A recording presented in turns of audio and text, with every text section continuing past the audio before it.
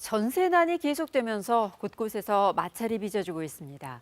세입자는 이사를 갈 테니 위로금을 달라고 집주인에게 요구를 하거나 집주인은 계약서에도 없는 월세를 더 요구하는 등 세입자든 집주인이든 곤란을 겪기는 마찬가지입니다. 이지은 기자가 취재했습니다.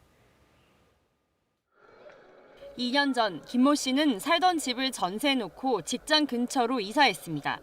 계약 당시 세입자에게 곧 집을 팔겠다고 했고 세입자도 계약이 끝나면 이사를 하기로 했습니다.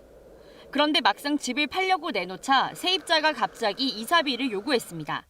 중개사가 연락이 가면 집 좀 보여주실 수 있으세요? 이렇게 얘기했더니 아니 뭐 이사비 당연히 줘야 되는 거 아니에요? 이러는 거예요. 계속 살 마음이 없는데도 계약을 갱신하지 않는 조건으로 이사비를 요구한다는 겁니다. 중개사 하는 말이 딱 그래요. 사모님 새겨있는 집을 요즘에 살려고 하는 사람이 없어요. 세입자들도 이걸 다 아니까 당당하게 아무렇지 않게 이사비를 요구를 해요.